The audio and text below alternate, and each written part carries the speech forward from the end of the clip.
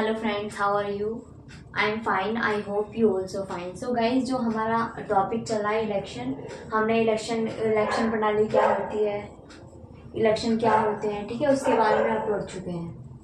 आगे जो है हमारा, हम पढ़ेंगे कि चुनाव के प्रकार, चुनाव की प्रणाली क्या होती है, हम सब पढ़ चुके हैं। आगे हम पढ़ेंगे चुनाव आयोग। चुनाव आयोग होता क्या है। संविधान के भाग 15 में हमने ये पढ़ लिया है कि संविधान के भाग 15 में और अनुच्छेद 324 से 329 तक चुनाव संबंधी प्रावधान किए गए हैं। ठीक है, कि एक लोकतंत्र देश में चुनाव कैसे कराए जाते हैं। ठीक है, उसमें चुनाव आयोग क्या भूमिका निभाता है। आगे पढ़ते हैं। चुनाव आयोग स्वतंत्र व स्थायी निकाय है। ठीक है, किसी के दबाव में कार्य नहीं करता, पूरी तरह से स्वतंत्र चुनाव कराता है और स्थायी निकाय, इसको भंग नहीं किया जा सकता, इसको हटाया नहीं जा सकता। ठीक है, आगे है अनुच्छेद 324 में निर्वाचन आयोग का उल्लेख है। यानी कि अनुच्छेद संविधान के भाग 15 में ये कहा गया है कि अनुच्छेद 324 में कि एक क्या होगा, एक निर्वाचन आयोग संस्था होगी जो चुनाव कराएगी। ठीक है, आगे है फोर्थ, निर्वाचन आयोग में मुख्य निर्वाचन आयुक्त, एक मुख्य निर्वाचन आयुक्त होता है तथा राष्ट्रपति द्वारा निर्धारित संख्या में अन्य निर्वाचन आयुक्त होंगे। ठीक है, एक मुख्य चुनाव वो होता है निर्वाचन आयुक्त, और बाकी जो है राष्ट्रपति द्वारा चुने जाते हैं निर्धारित संख्या में। ठीक है, 26 जनवरी 1950 में निर्वाचन आयोग की स्थापना हुई। यानी कि जो निर्वाचन आयोग है, ठीक है, जो चुनाव कराता है, उसकी स्थापना कब हुई थी? 26 जनवरी 1950 को। और सुकुमार सेन पहले मुख्य निर्वाचन आयुक्त बने थे इसमें। ठीक है, आगे है 1950 से 1989 तक यह एक सदस्य संस्था थी। यानी कि ये इसमें सिर्फ एक सदस्य था चुनाव आयोग में, मुख्य आयुक्त थी। लेकिन ताराकुंड समिति ने पहली बार आयोग को बहुसदस्य संस्था बनाने की सिफारिश की।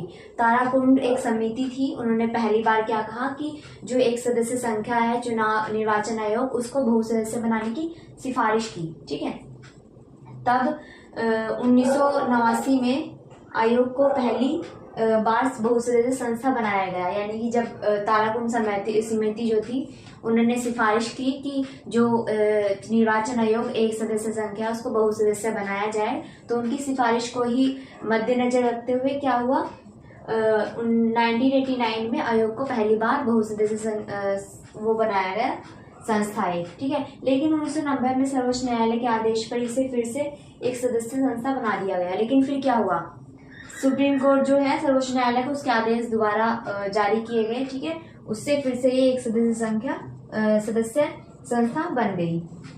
आगे है गोस्वामी समिति की सिफारिश पर 1993 से आयोग में एक मुख्य तथा 2 अन्य निर्वाचन आयुक्त हैं। लेकिन एक समिति और बनी, गोस्वामी समिति जिसको बोलते हैं, उसकी सिफारिश पर 1993 में क्या हुआ, फिर से दोबारा क्या हुआ कि आयोग में एक मुख्य मतलब ये कहा गया कि जो निर्वाचन आयोग है उसमें एक मुख्य निर्वाचन आयुक्त होगा और 2 अन्य होंगे।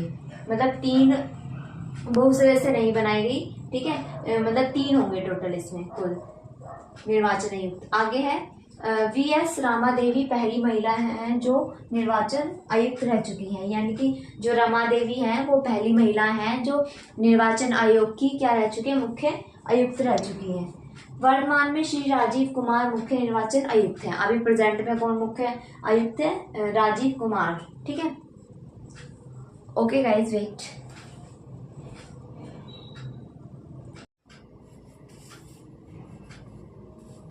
ओके फ्रेंड्स, हम स्टार्ट करते हैं। देखिए, अब हम पढ़ लेते हैं आगे। हमने पढ़ लिया है थोड़ा सा चुनाव आयोग के बारे में, डिस्कशन कर लिया है। अब थोड़ा सा हम आगे चलते हैं, अपनी क्लास को आगे बढ़ाते हैं। निर्वाचन आयोग में निर्वाचन आयुक्त की योग्यताएं।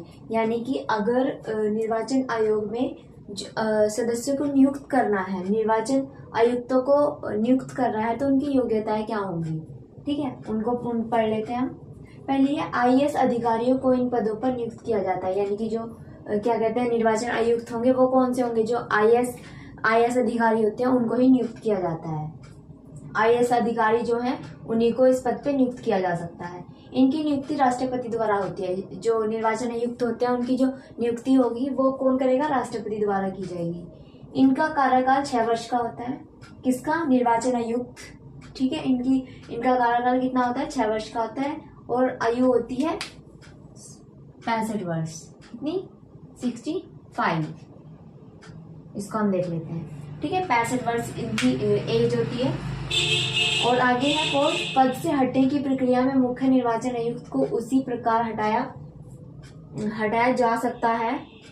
जाता है जिस विधि से अनुच्छेद 324 के तहत उच्च न्यायालय के न्यायाधीशों को हटाया जाता है। यानी कि अगर मुख्य निर्वाचन आयुक्त जो उसको हटाना है उसके पद से, तो कैसे हटाया जाएगा? जैसे कि उच्च न्यायालय के जो न्यायाधीश हैं, जिनकी जो प्रक्रिया उच्च न्यायालय के न्यायाधीशों को हटाने की होती है, वही मुख्य निर्वाचन आयुक्त को हटाने की होगी।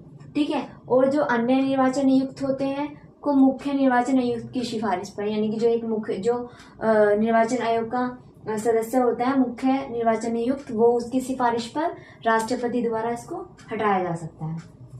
आगे पढ़ लेते हैं। फिर मुख्य निर्वाचन आयुक्त वे अन्य निर्वाचन आयुक्त का स्थान बराबर है। दोनों, यानी कि जो मुख्य निर्वाचन आयुक्त होंगे और जो निर्वाचन आयोग में अन्य सदस्य होंगे, उनकी क्या होगी? स्थान उनका बराबर होगा। आगे है छठा, अनुच्छेद 324 में यह प्रावधान किया गया है कि जब निर्वाचन आयोग में किसी भी विषय पर कोई निर्णय लिया जाता है, यानी कि अनुच्छेद 324 में प्रावधान है कि निर्वाचन आयोग में जो भी अगर कोई निर्णय लिया जाना है किसी भी विषय पर, तो क्या होगा? तो मुख्य निर्वाचन आयुक्त चेयरमैन या अध्यक्ष होगा, जो मुख्य निर्वाचन आयुक्त होगा। ठीक है, अन्य नहीं, जो मुख्य निर्वाचन आयुक्त होगा। ठीक है, उसको ही चेयरमैन या अध्यक्ष, यानी कि मुख्यता किसकी होगी? निर्वाचन आयुक्त की। Okay guys, wait.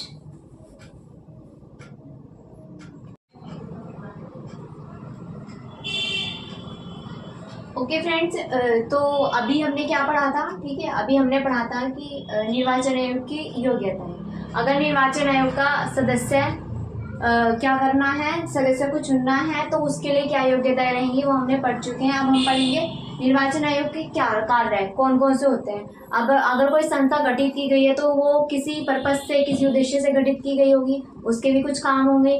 ठीक है, तो निर्वाचन आयोग के आज हम कार्य को पढ़ लेते हैं। अब हम पहला कार्य है चुनाव कराना। निर्वाचन आयोग का सबसे पहला काम है कि वो चुनाव कराएगा किसी भी देश में। ठीक है, हमारे जो लोकतंत्र देश है उसमें जो निर्वाचन आयोग का जो कार्य है वो चुनाव कराना। राष्ट्रपति का चुनाव, उपराष्ट्रपति, राज्यसभा, लोकसभा, विधानसभा या विधान परिषद, किसी के भी चुनाव होंगे तो चुनाव आयोग की रिस्पॉन्सिबिलिटी बनती है, उसका काम है कि वो अच्छे से, निष्पक्ष रूप से, अच्छी तरीके से, बिना भ्रष्टाचार के चुनाव कराए। ठीक है, चुनाव कराने में इसमें क्या चीजें आती हैं, पढ़ लेते हैं। चुनाव से संबंधित अधिसूचना जारी करना, यानी कि अगर चुनाव होने हैं तो उससे संबंधित जितनी भी सूचना होगी वो जारी कौन करेगा? चुनाव आयोग, उसको जारी करानी पड़ेगी। ठीक है, क्योंकि जो चुनाव से संबंधित अधिसूचना है, जब तक लोगों को पता नहीं चलेगा कि चुनाव कब है, कौन सी डेट को है, ठीक है, तो लोग उसमें भागीदारी नहीं लेंगे। ठीक है, और हम इसमें एक चीज और पढ़ लेते हैं। वोट देने का अधिकार कानूनी अधिकार, मूल अधिकार नहीं है। कानूनी अधिकार दिया गया है हमें कि जो वोट डालना है कानूनी अधिकार है हमारा। मतदाता की सूची तैयार करना, सेकंड है। क्या करेगा भाई? किसी भी देश में कितने वोटर्स हैं 18 साल से, जो 18 साल से ऊपर है उनको वोट देने का अधिकार है, तो उनकी जो 18 साल से ऊपर है उनकी एक सूची तैयार करता है कि लोग वोट देंगे, उसके लिए सूची तैयार करना। ठीक है, और हमें पता है कि राष्ट्रीय मतदाता दिवस 25 जनवरी को मनाया जाता है। ठीक है, हर साल। थर्ड है इसका आचार संहिता लागू करना, यानी कि किसी भी देश में अगर चुनाव होने हैं तो आचार संहिता लागू करने का कार्य भी किसका है? निर्वाचन आयोग का। ठीक है, आगे हम पढ़ लेते हैं। फोर्थ है चुनाव संबंधित विवादों की प्रारंभिक कार्रवाई करना भी चुनाव आयोग का कार्य है, यानी कि चुनाव संबंधित जितने भी विवाद हैं उसकी जो पहली कार्रवाई करना, यानी कि उस पर पहले बातचीत करने का अधिकार चुनाव आयोग का है। लेकिन राष्ट्रपति व उपराष्ट्रपति के चुनाव संबंधी विवादों में आयोग की कोई भूमिका नहीं है। अगर चुनाव होने हैं किसमें, क्या कहते हैं, राज्यसभा, लोकसभा, विधानसभा, इससे संबंधित, चुनाव से संबंधित कोई भी मामले हैं तो कौन कार्रवाई करेगा? चुनाव आयोग। लेकिन उसमें कुछ चीजें हैं, जैसे राष्ट्रपति और उपराष्ट्रपति का जो चुनाव है उसमें क्या करेगा? इनसे संबंधित जितने जो चुनाव होंगे उससे कोई दखलंदाजी नहीं देगा। कौन? चुनाव आयोग। ठीक है, उसका कार्य नहीं है, इससे संबंधित विवादों में चुनाव की कोई भूमिका नहीं रहेगी। आगे है परिसीमन करवाना। परिसीमन का मतलब क्या होता है कि सीमा निर्धारित करना। पढ़ लेते हैं इसके अंदर क्या क्या क्या आता है। पहला है जनसंख्या के आधार पर सीटों का आवंटन, यानी कि किसी भी देश की कितनी जनसंख्या है, किसी राज्य की कितनी जनसंख्या है, ठीक है, लोकसभा या राज्यसभा के जो चुनाव होने हैं, ठीक है, उनके जनसंख्या के आधार पर सीटों को बांटना, ये भी चुनाव आयोग का एक कार्य है। और निर्वाचन क्षेत्र का निर्धारण करना, यानी कि कितने क्षेत्र में चुनाव कराए जाएंगे, ठीक है, उसका निर्धारण भी करता है। प्रत्येक 10 वर्षों में परिसीमन किया जाता है, हर 10 साल बाद परिसीमन का कार्य किया जाता है। परिसीमन के संदर्भ में संसद कानून बनाती है। कौन कानून बनाएगी? संसद कानून बनाएगी। और अनुच्छेद 327 में दिया गया है कि परिसीमन के संदर्भ में कौन कानून बनाएगी? संसद। अनुच्छेद 327 में सर्वोच्च न्यायालय के न्यायाधीश या मुख्य निर्वाचन आयुक्त इसके अध्यक्ष बन सकते हैं। किसके? परिसीमन जो आयोग है, ठीक है, इसके जो निर्वाचन आयोग है जो परिसीमन करवाता है, इसमें जो सर्वोच्च न्यायालय की जो न्यायाधीश है और मुख्य निर्वाचन आयुक्त जो है, ठीक है, उसका सदस्य जो है इसके अध्यक्ष बन सकते हैं। आगे है निर्वाचन, थर्ड है इसका। 3 कार्य है, पहला, दूसरा और तीसरा। थर्ड है इसका निर्वाचन दलों को मान्यता देना। हमें पता है कि चुनाव आयोग राष्ट्रीय व राज्य स्तरीय दलों को मान्यता देता है, ठीक है। अब हम अनुच्छेदों के बारे में पढ़ लेते हैं थोड़े से, इससे संबंधित ही है, चुनाव से संबंधित। अनुच्छेद 324 में निर्वाचन आयोग का गठन, अनुच्छेद 324 में कहा गया है कि निर्वाचन आयोग का गठन होगा, ठीक है, एक लोकतांत्रिक राज्य में, लोकतांत्रिक देश में। अनुच्छेद 326 में क्या कहा गया है? चुनाव व्यस्क मताधिकार के आधार पर ही होंगे, ठीक है, जो चुनाव कराए जाएंगे वो किसके आधार पर? चुनाव व्यस्क मताधिकार के आधार पर कराए जाएंगे, 326 में कहा गया है। 325 में कहा गया है कि सरकार भारत के किसी भी निर्वाचन क्षेत्र में अगर चुनाव कराए जाने हैं, चुनाव हो रहे हैं, तो किसी भी व्यक्ति के साथ ये भेदभाव नहीं किया जाएगा, किसी को वोट देने से नहीं रोका जाएगा, किसी धर्म की या जाति या लिंग के आधार पर उसके साथ कोई भेदभाव नहीं किया जाएगा। अगर वो व्यक्ति 18 साल से ऊपर है तो वो अपना वोट देने का अधिकारी है और हमारा ये कानूनी अधिकार है। ओके गाइस, तो ये वाला जो चुनाव का टॉपिक है, निर्वाचन आयोग जो है, ये हमारा फिनिश होता है, ठीक है। आगे हम अगले टॉपिक चुनाव से संबंधित ही होगा, चुनाव का सब टॉपिक ही मान लो तुम, ठीक है, ये चुनाव में के अंदर ही आता है। आगे जो हम नेक्स्ट क्लास में हम नेक्स्ट टॉपिक स्टार्ट करेंगे। Okay guys, thank you.